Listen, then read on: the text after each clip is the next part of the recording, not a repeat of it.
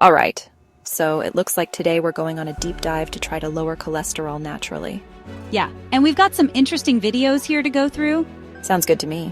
And it seems like there's always this kind of misconception that all cholesterol is bad, right? But it sounds like there's good cholesterol too. Yeah, there are different types of cholesterol, right? So it is not just a blanket statement, and a lot of it comes down to what we eat too, right? Absolutely. Our diet plays a huge role in our cholesterol levels.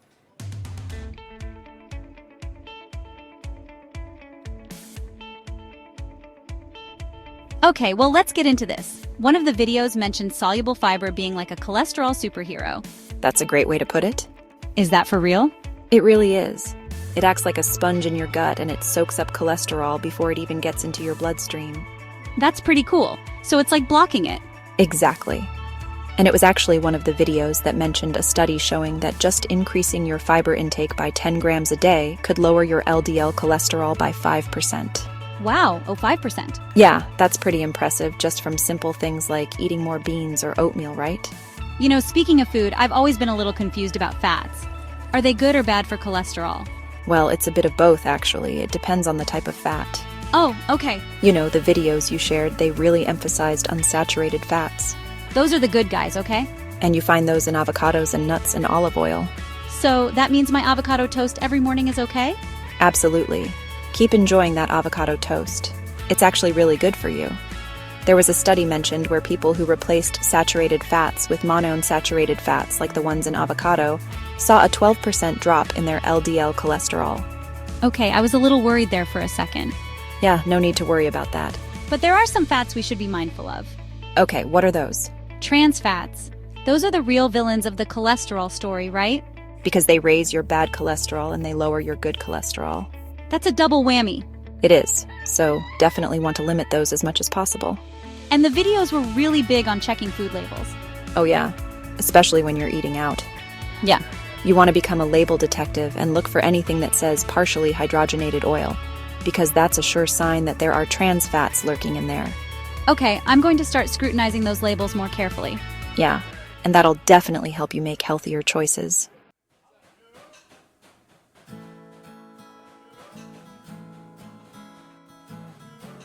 Now, another thing that came up in the videos was omega-3 fatty acids.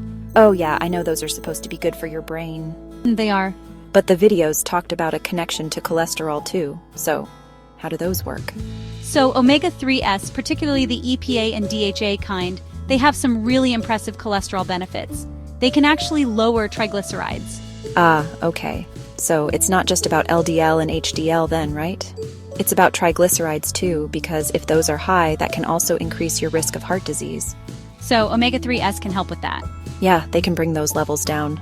And some studies even suggest that they might help raise your HDL cholesterol, which is the good kind. So they're like multitasking for heart health. They are. The videos recommended eating fatty fish like salmon or mackerel a couple of times a week. Yeah. But what about people who don't eat fish? Is there anything they can do? Yeah, there are some great plant-based sources of omega-3s. Okay. Like flax seeds and chia seeds. Oh, I like those. You can sprinkle those on yogurt or add them to smoothies. You can even bake with them. Oh, yeah. Yeah, they're pretty versatile.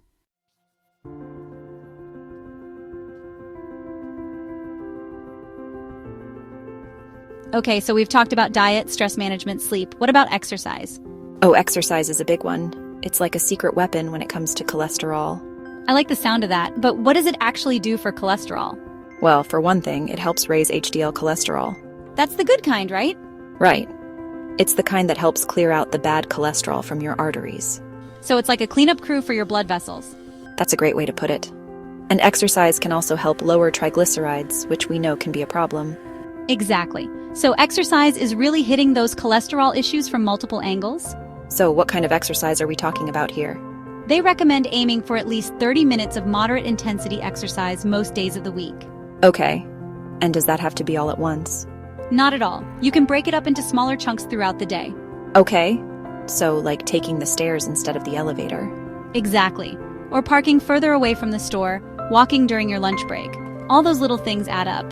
I like that. It's about finding ways to just move more in general, right? Right. And the most important thing is to find something you enjoy.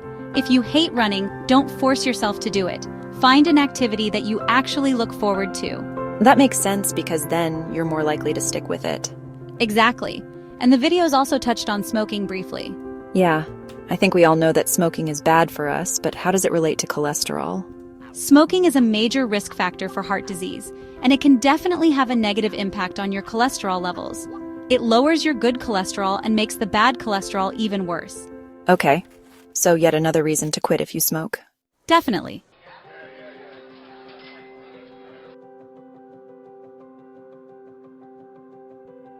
Now, I want to circle back to the dietary stuff we were talking about earlier, right? All those cholesterol-lowering foods. Yeah.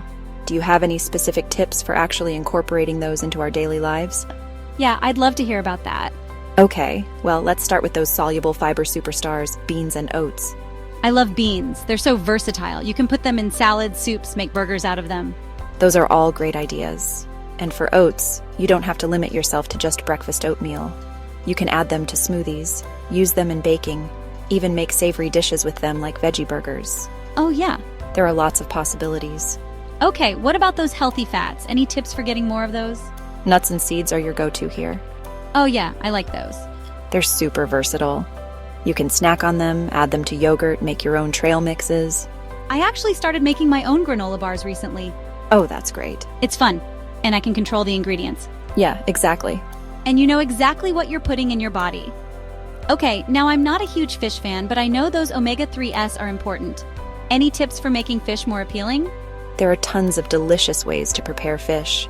You can bake it with lemon and herbs, grill it with a nice marinade, even pan-sear it with some spices.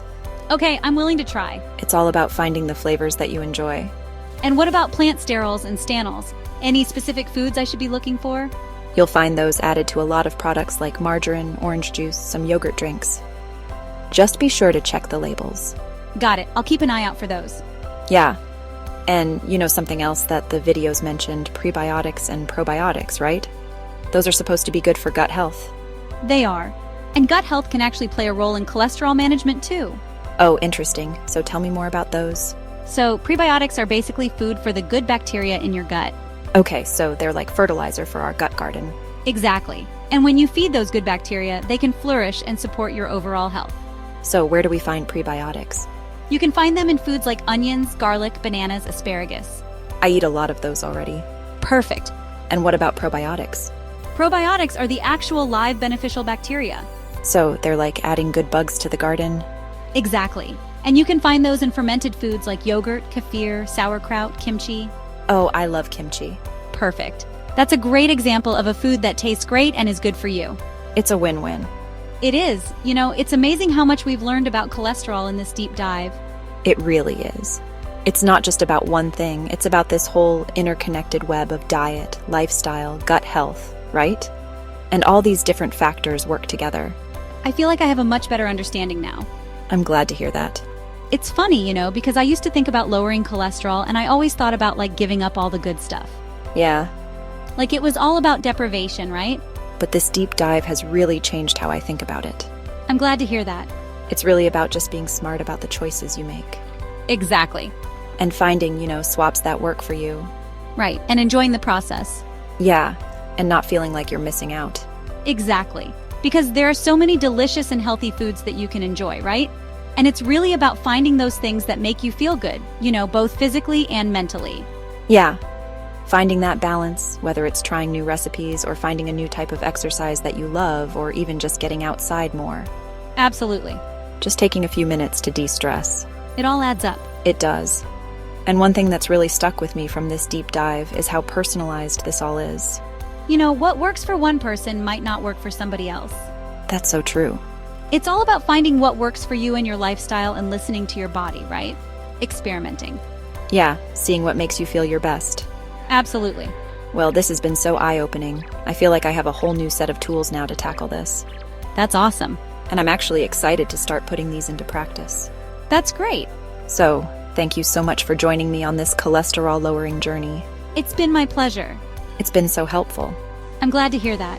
And to everyone listening out there, thank you so much for tuning in. Yes, thank you. We hope you've learned a thing or two about how to take control of your cholesterol and your heart health. And remember, you have the power to make those changes. Absolutely. One step at a time. Yeah, and even small changes can have big results.